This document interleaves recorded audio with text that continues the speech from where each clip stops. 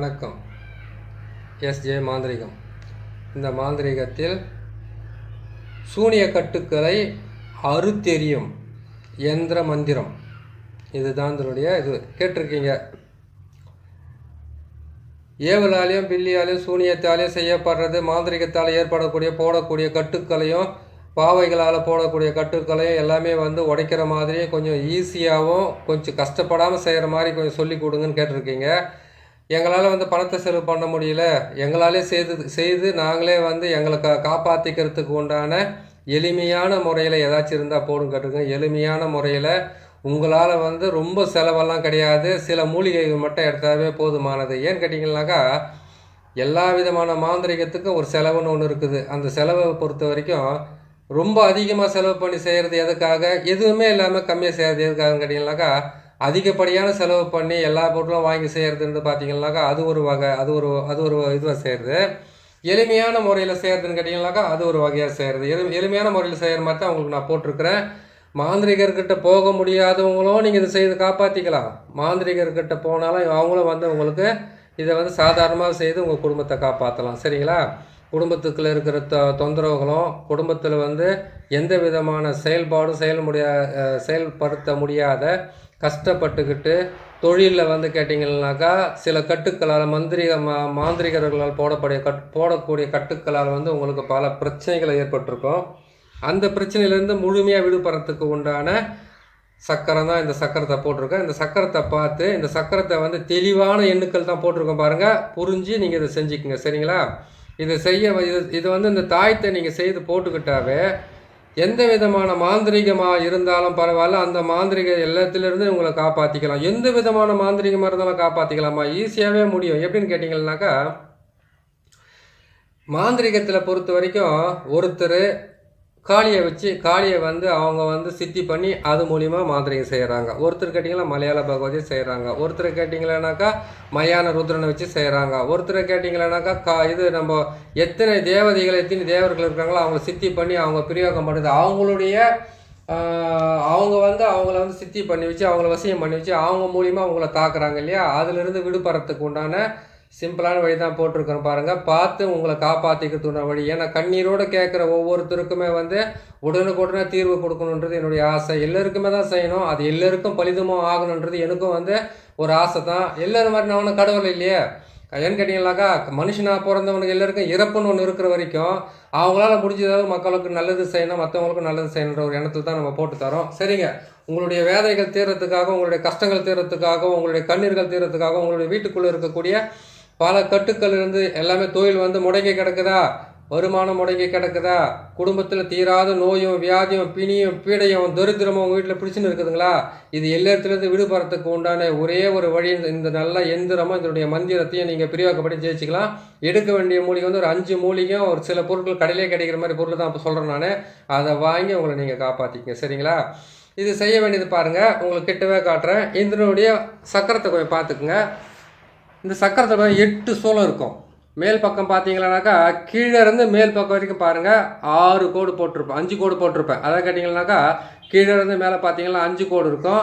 அந்த பக்கத்தில் இந்த பக்கத்தை பார்த்தீங்கன்னாக்கா உங்களுக்கு 6 கோடு இருக்கும். ஆக மொத்தத்தில் 11 கோடு 8 சூலம் இதில் இருக்கும். 11 என்பது உபஜயஸ்தானம். உபஜயஸ்தானன்றது வாழ்க்கையில் ஒவ்வொரு மனுஷனுக்கு எத்தனை கிரகங்கள் உச்ச ஆட்சி புரிஞ்சாலும் சரி 11ஆம் இடத்துல இருக்கக்கூடிய கிரகம் மட்டும்தான் அவனை வாரி கொடுத்து வள்ளலாக்கும். புரியுதுங்களா? அந்த அளவுக்கு நல்லா வேலை செஞ்சு காப்பாற்றி வழி நடத்துறதுக்காக.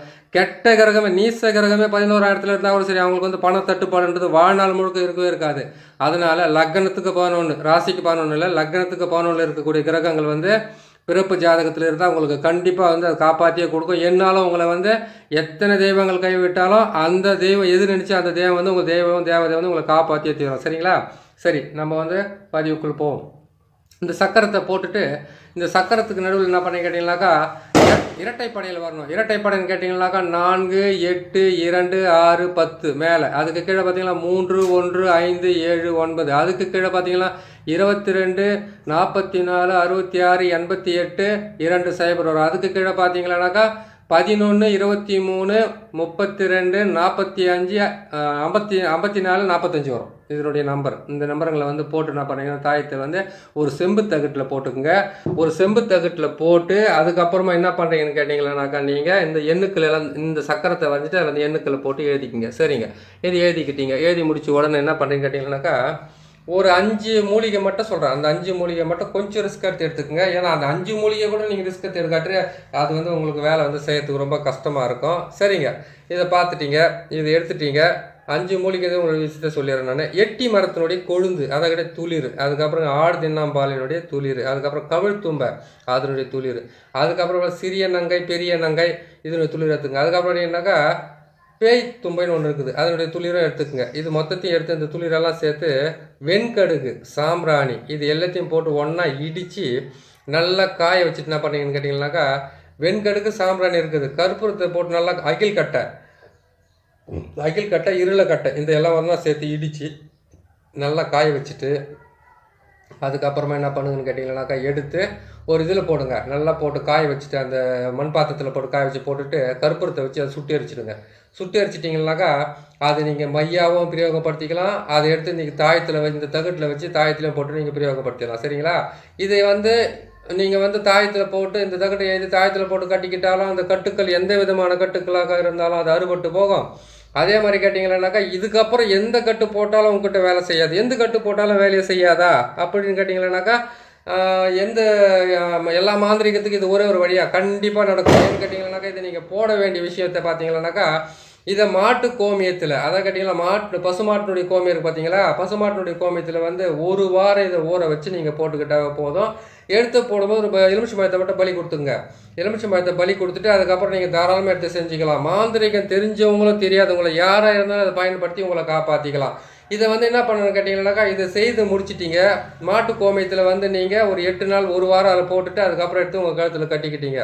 இதை கட்டி முடித்த உடனே என்ன பண்ணணும்னு கேட்டிங்கன்னாக்கா நீங்கள் உங்களுடைய காலடி மண் எடுத்துக்கங்க. உங்களுடைய அதை கட்ட ஆணாக இருந்தால் வலது கால் மண் எடுத்துங்க, பெண்ணாக இருந்தால் இடது கால் மண் எடுத்துங்க. 2 பேருமே அந்த காலடி மண் எடுத்து ஒரு 8 கற்பூரம் மட்டும் காலில் அதை சேர்த்துக்குங்க. அதோடு சேர்த்து என்ன பண்ணுங்க உங்கள் தலையை வந்து கரெக்டாக 8 முறை தலையை சுற்றி முச்சந்தியில் எதுவுமே கொடுத்துட்டு வந்துடுங்க.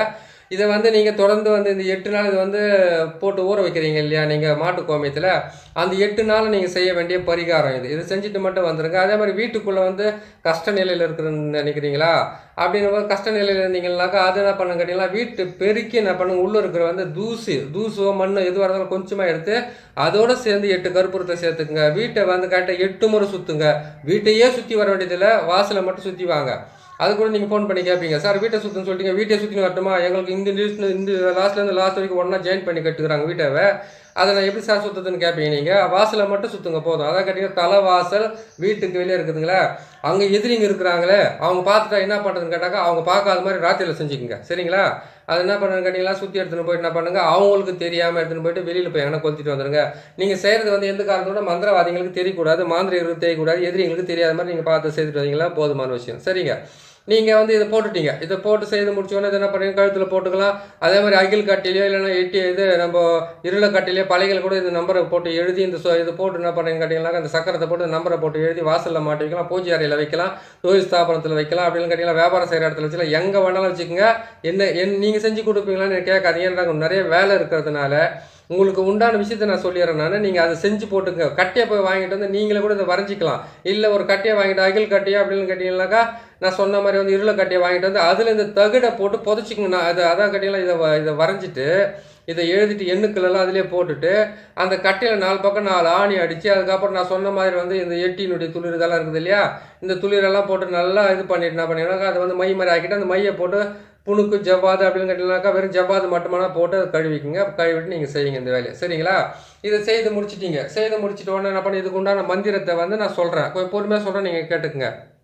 ஓம் சக்தி, பராசக்தி, இச்ச சக்தி, கிரிய சக்தி, அனைத்து சக்தியும் என்னை காக்க, தீயோர் போட்ட கட்டும், திக்கு கட்டும், திசை கட்டும், சுடுகாட்டில் போட்ட சூனிய கட்டும், இடுகாட்டில் போட்ட ஏவல் கட்டும், மரக்கிளையில் போட்ட மந்திர கட்டும், எல்லா கட்டுமே உடைய உடைய உடைய உடைய உடையன்னு சொல்லிட்டு 10 முறை சொல்லணும். அந்த உடைய உடைய உடையன்னு சொல்லிட்டு அதுக்கப்புறம் என்ன பண்ணுங்க, ஓம் நமச்சிவாய நம ஓம்ன்ற வார்த்தையை மட்டும் சொல்லிவிட்டு நீங்கள் தாராளமாக நீங்கள் போட்டுக்கலாம். கழுத்தில் போட்டுக்கலாம், தொழில் ஸ்தாபனத்தில் வைக்கலாம், எல்லா இடத்துலையுமே நீங்கள் செய்துக்கிட்டு வரலாம். உங்களுக்கு எந்த பிரச்சனையும் வரதுக்கு உண்டான வாய்ப்பு இருக்காது.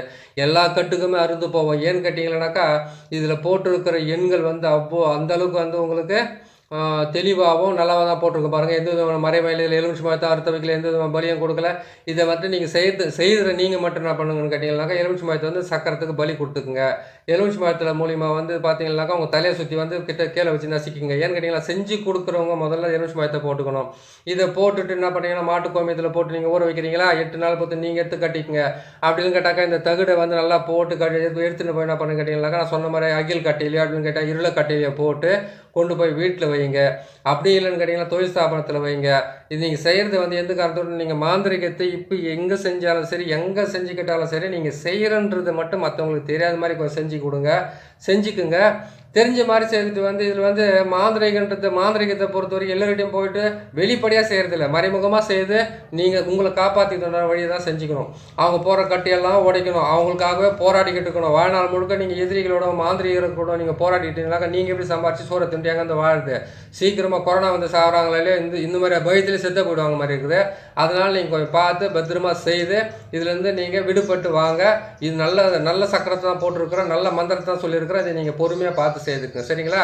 நம்ம சேனலை பார்க்குறீங்க, நான் போகிறது ஒவ்வொன்றும் பிடிச்சிருக்குன்னு நினைக்கிறேன். பிடிச்சிருக்குதுன்னாக்கா சப்ஸ்கிரைப் பண்ணுங்கள், லைக் பண்ணுங்கள், ஷேர் பண்ணுங்கள். நீங்கள் கேட்ட மாதிரியே வந்து எல்லா தெய்வ தேவதைகளுடைய உண்டான கட்டுக்களை உடைக்கிறதுக்கு உண்டான நல்ல ஈஸியான வழியை சொல்லியிருக்கிறேன்.